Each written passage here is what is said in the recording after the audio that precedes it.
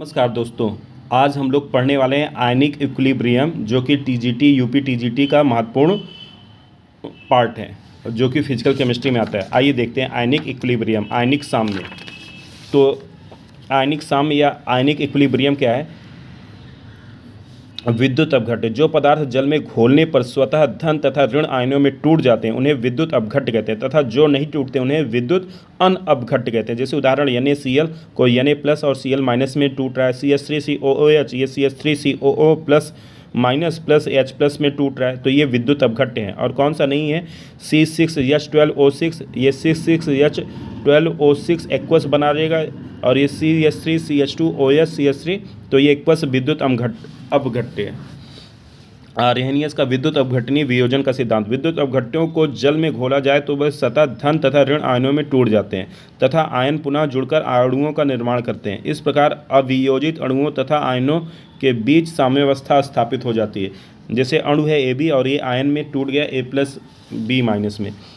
समस्त धनावेश तथा समस्त ऋणावेश के बराबर होता है, अर्थात विद्युत विलयन विद्युत उदासीन होता है। जिन विद्युत अपघट्यों का वियोजन अधिक होता है उन्हें प्रबल विद्युत अपघट्य तथा जिनका वियोजन कम होता है उन्हें दुर्बल विद्युत अपघट्य कहते हैं। AB रिवर्सिबल A++B- n मोल x मोल, तो n इक्वल टू x है, 1 इक्वल टू n/x A। एकांक मोल विद्युत अपघट्य में जितना मोल वियोजित हो जाए उसे वियोजन की मात्रा कहते हैं। वियोजन की मात्रा बराबर वियोजित विद्युत अपघट्य के मोलों की संख्या बटे विद्युत अपघट्य के कुल मोलों की संख्या। विद्युत अपघट्यों को जलीय विलयन आयनों के गुण को शो करता है, विद्युत को सुचालक होता है, तथा अपसामान्य अणुसंख्यक गुण शो करता है। ओस्टवाल्ड का तन्यता नियम, ये टीजीटी में आया हुआ है। यह नियम दुर्बल विद्युत अपघट्यों को तन्य विलयन पर लागू होता है। तो AB रिवर्सिबल A++B- ये C00 कंसनट्रेशन, तो यहाँ पे 1 - अल्फा, अगर एक से डाउन हुआ तो ये C alpha K equal to C alpha upon C 1 - alpha K equal to C alpha square upon 1 - alpha. समीकरण 1। यदि अल्फा बहुत कम हो या 1 के बराबर हो तो क्या हो जाएगा? Equation first K equal to C alpha square, तो alpha square equal to KC, alpha equal to √K/C, तो सांद्रता C equal to 1/V, V equal to 1/C, alpha equal to √KV। अतः ओस्टवाल्ड की तन्यता नियम के अनुसार यदि किसी विद्युत अपघट्य के वियोजन की मात्रा उसकी सांद्रता के वर्गमूल के व्युत्क्रमानुपाती होती है तो तन्यता के वर्गमूल के समानुपाती होता है। अब यहाँ पर देखते हैं समायन प्रभाव। अगली हेडिंग है समायन प्रभाव। जैसे समायन प्रभाव CH3COOH एस्ट्रिक एसिड दुर्बल विद्युत अपघट्य में CH3COOH प्लस H+ में टूट जाता है, तो ये CH3COO यानी प्रबल विद्युत अपघट्य, और ये समायन में टूट जाता है। यदि एक दुर्बल तथा प्रबल विद्युत अपघट्य में समान आयन संख्या उपस्थित हो तो प्रबल विद्युत अपघट्य की उपस्थिति में दुर्बल विद्युत अपघट्य के वियोजन की मात्रा घट जाती है, जिसे समायन प्रभाव कहते हैं। अम्ल क्षार अवधारणा, आर्हेनियस की अवधारणा। अम्ल वे पदार्थ हैं जो जल में वियोजित होकर हाइड्रोजन आयन उत्पन्न करते हैं, तथा क्षार वे पदार्थ हैं जो जल में वियोजित होकर हाइड्रोक्सिल आयन OH- आयन उत्पन्न करते हैं। जैसे HCl गिव्स H+Cl- और CH3COOH CH3COO- प्लस H+, इसलिए ये प्लस आयन दे रहे हैं, यहाँ पे प्लस आयन, यहाँ पे प्लस आयन, इसलिए अम्ल है। अब NaOH गिव्स Na+ OH- और NH4OH NH4O प्लस OH-, यहाँ पे OH-, इसलिए ये क्या है? क्षार है। अब देखते हैं आगे। यह अवधारणा केवल जलीय विलयन में अम्लीय तथा क्षारीय लक्षण की व्याख्या करती है। जिन अम्ल तथा क्षार की संरचना में H तथा OH- आयन उपस्थित नहीं होते हैं उनके गुणों की व्याख्या नहीं करती। अब ब्रस्टेंट लॉरी अवधारणा, इस अवधारणा को प्रोटैनिक अवधारणा भी कहते हैं। उदासीनीकरण अभिक्रिया में जो पदार्थ H आयन देते हैं उन्हें अम्ल कहते हैं, तथा जो पदार्थ H आयन लेते हैं उन्हें क्षार कहते हैं। HCl plus H2O gives H3O plus HCl-, ये क्या बना रहा है? प्रोटॉन दाता अम्ल हो गया और प्रोटॉन ग्राही क्षार हो गया। तो NH3 plus H2O gives NH4 plus OH-, proton ग्राही हो रहा है, ये प्रोटॉन ग्रहण कर ले रहा है इसलिए क्षार हो गया, ये प्रोटॉन दे रहा है इसलिए अम्ल हो गया। तो H2O ये ग्राही हो रहा है, H2O यहाँ पे दाता हो रहा है, तो ये हाइड्रोनियम आयन बना रहा है, तो OH- उभयधर्मी हो गया ये। अब देखते हैं संयुग्मी तथा अम्ल तथा संयुग्मी क्षार। किसी अम्ल से एक हाइड्रोजन आयन निकालने पर जो ऋणायन बनता है वह उस अम्ल का संयुग्मी क्षार होता है, तथा किसी क्षार से एक OH माइनस आयन निकालने पर जो धना बचता है उसे क्षार का संयुग्मी इलेक्ट्रॉन अम्ल कहते हैं। CH3COOH H plus CH3COO minus प्रबल संयुग्मी क्षार। तो NH4OH गिव्स NH4 प्लस, ये प्रबल संयुग्मी अम्ल क्षार बनाएगा।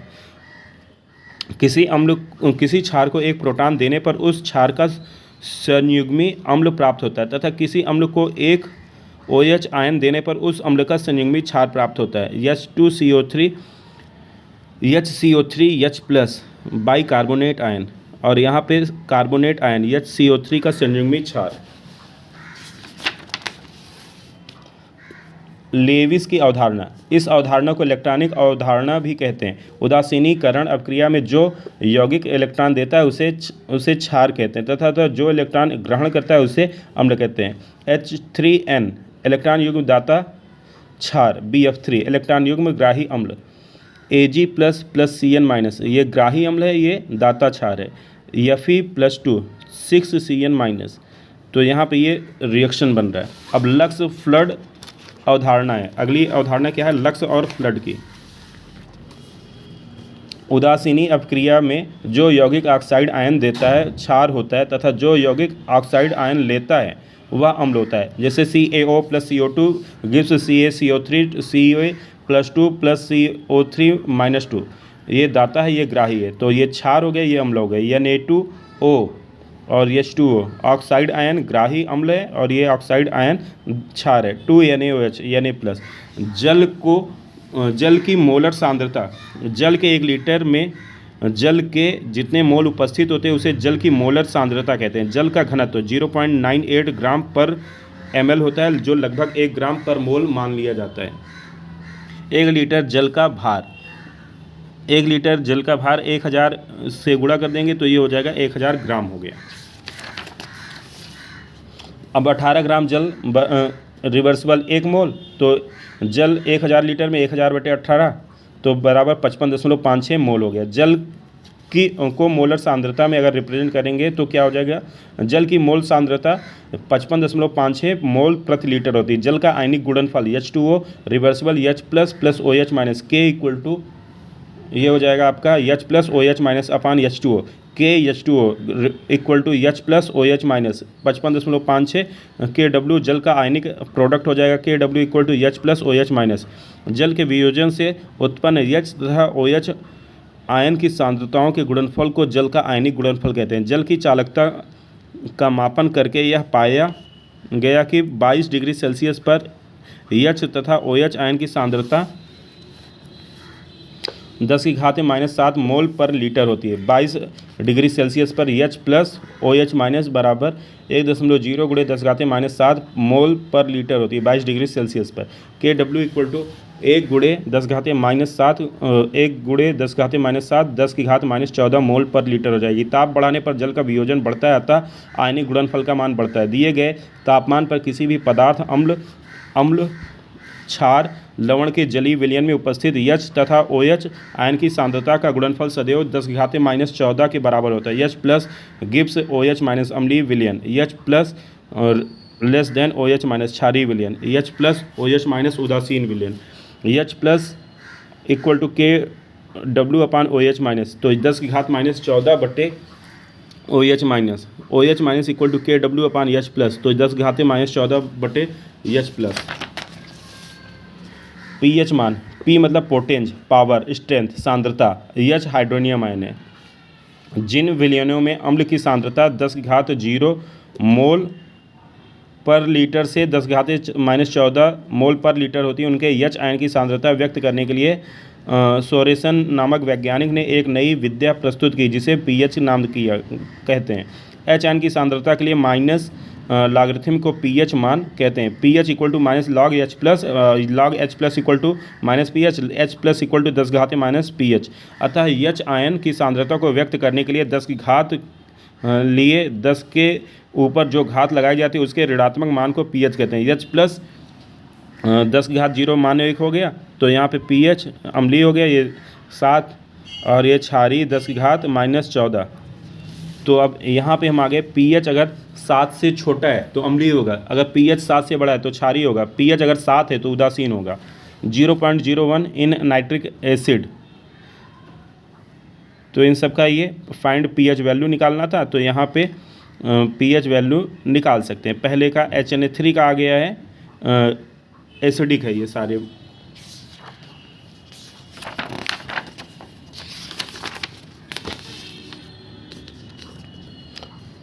नॉर्मलिटी इक्वल टू क्या होता है, n into M.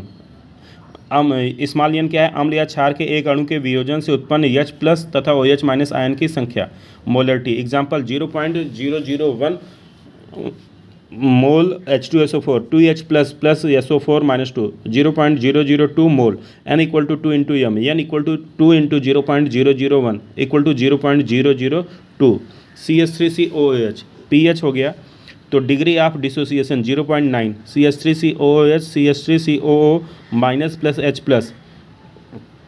Plus ion O 0.9 equal to 9 into 10⁻⁻1, तो pH हो जाएगा -log3 -log10, 1 -2 log3, 1 -2 log into 0.477, तो ये हो गया 0.46। अब विलियन एक के लिए HCl कितना हो गया, HCl H2SO4 विलियन, n1 equal to 0.1, V1 equal to 100 और m2 equal to 0.2, V2 equal to 150 विलियन। तो n1 V1 plus n2 V2 equal to n V1 plus V2। तो यहाँ से हमने इसकी वैल्यू निकाल लिया, n इक्वल टू आ गया 0.28 इक्वल टू 2.8 10 घाते -1,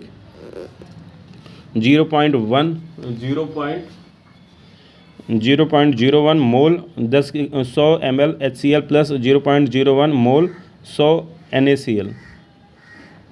तो इसको जब सॉल्व करेंगे आ गया 2.31।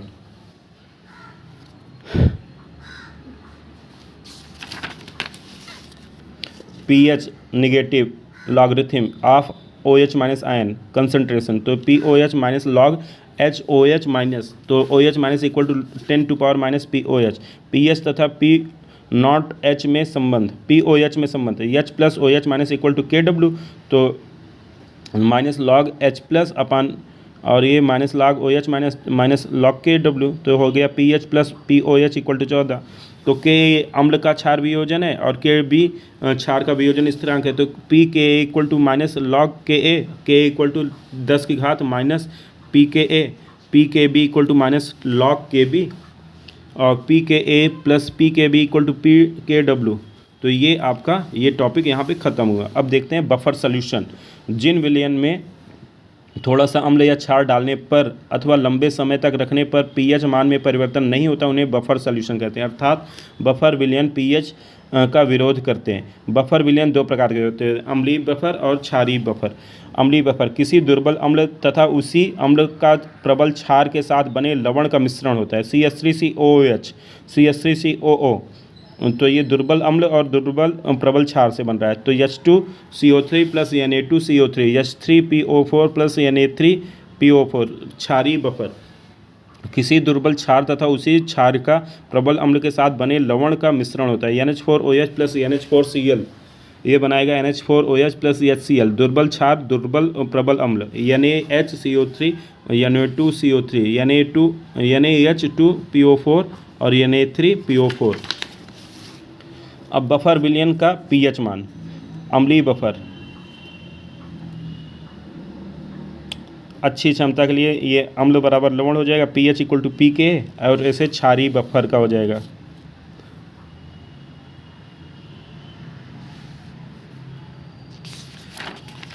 इसके बाद हम देखते हैं लवण का जल अपघटन, साल्ट हाइड्रोलिसिस। किसी लवण की जल से क्रिया करके अम्ल तथा क्षार बनाने की प्रक्रिया को लवण का जल अपघटन कहते हैं। प्रबल अम्ल तथा प्रबल क्षार से बने नमक या लवण का जल अपघटन NaCl, प्रबल से ये दोनों बना है। तो जब इसका कर देंगे तो क्लोराइड आयन दुर्बल संयुग्मित क्षार है, इसकी हाइड्रोजन आयन ग्रहण करने की प्रकृति बहुत कम होती है, अतः यह जल से H+ आयन लेकर HCl का निर्माण नहीं कर पाता। दुर्बल संयुग्मी क्षार। प्रबल अम्ल तथा प्रबल क्षार से बने लवण का जल अपघटन नहीं होता, इसलिए इसका जलीय विघटन उदासीन होता है।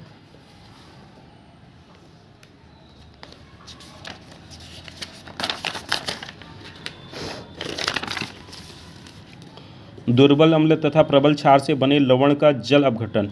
दुर्बल अम्ल प्रबल क्षार।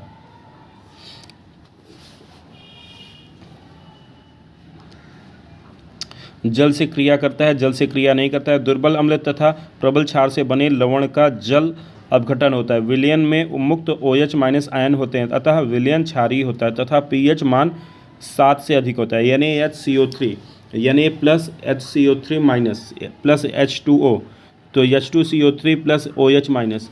जल अपघटन का स्थिरांक CH3COO minus plus H2O, reversible CH3COOH plus OH minus. K equal to ये बन गया, तो KH इक्वल टू CH3COOH OH minus KH KW तथा KA में संबंध CH3COO minus plus H2O CH3COOH plus OH minus. तो यहाँ पे हमारे ये समीकरण बन जाते हैं। अगला है KH equal to KW upon KA, degree of hydrolysis CH3COO minus, pH का मान OH minus equal to CH, ये पूरा इससे प्रोसीजर जाएगा।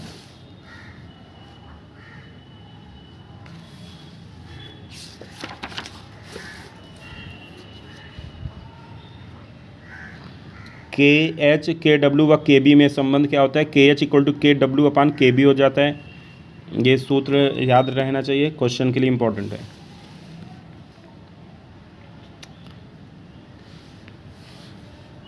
अगर H प्लस ज़्यादा है OH कम है तो अम्लीय होगा, H प्लस कम है OH ज़्यादा है तो क्षारीय होगा, H प्लस दोनों बराबर है तो उदासीन हो जाएगा।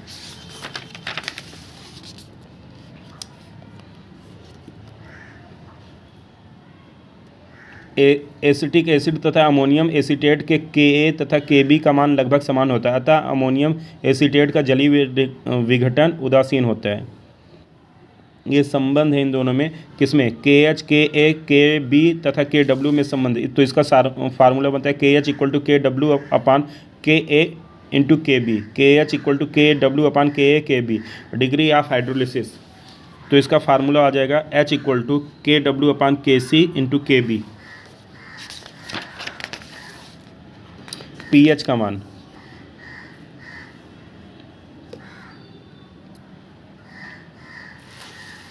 उसके बाद है यहाँ पे विलेयता तथा विलेयता गुणनफल। किसी संतृप्त विलयन के 1 लीटर में विलेय के जितने मोल घुले होते हैं उसे विलेयता कहते हैं। आयनिक गुणनफल KIP। किसी विद्युत अपघट्ट के वियोजन से उत्पन्न धन तथा ऋण आयनों की सांद्रताओं के गुणनफल को विद्युत अपघट्ट का आयनिक गुणनफल कहते हैं। संतृप्तता अवस्था में आयनिक गुणनफल विलेयता गुणनफल कहलाता है, अतः विलेयता गुणनफल आयनिक गुणनफल की एक विशेष अवस्था है। विलेयता गुणनफल KSP किसी संतृप्त विलयन में विद्युत अपघट्ट के वियोजन से उत्पन्न धन तथा ऋण आयनों की सांद्रताओं के गुणनफल को विलेयता गुणनफल कहते हैं। AB प्रकार के विद्युत अपघट्ट यस इक्वल टू KSP।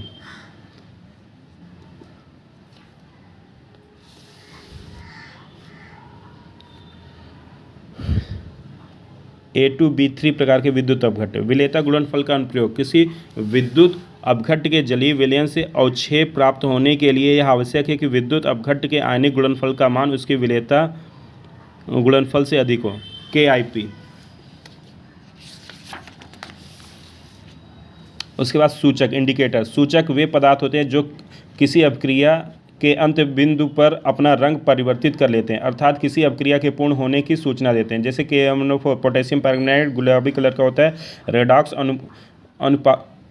अनुमापन में इसका प्रयोग करते हैं। यह स्वयं सूचक होता है कि रेडॉक्स अनुमापन ऑक्सीकारक का कार्य करता है तथा अभिक्रिया पूर्ण होने की सूचना भी देता है। KMnO4 लाल रंग का होता है, ये रंगहीन हो जाता है। फिनोप्थिलीन अम्ल क्षार सूचक होता है, अम्लीय माध्यम में रंगहीन होता है, क्षारीय माध्यम में लाल रंग देता है।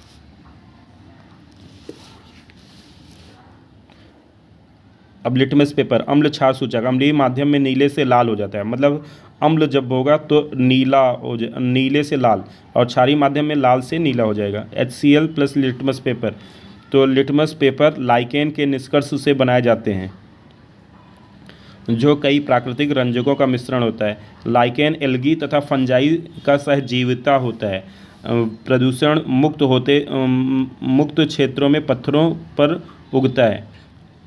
अम्ल तथा क्षार की प्रबलता, अम्ल के अणु को वियोजित होकर H+ आयन उत्पन्न कराने की प्रवृत्ति करती है। क्षार की प्रबलता, क्षार के अणु को वियोजित होकर OH- आयन उत्पन्न करने की क्षमता होती है। क्षार की प्रबलता वियोजन मात्रा होती है। तो acid 1, base 1, HF, H+ HCl, प्रबल क्षार।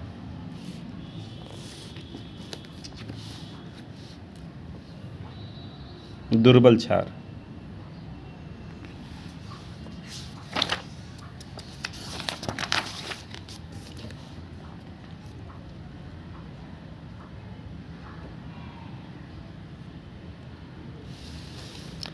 तो इस प्रकार से ये टॉपिक, ये लेसन भी आपका कंप्लीट हुआ। अब देखते हैं आगे। धन्यवाद।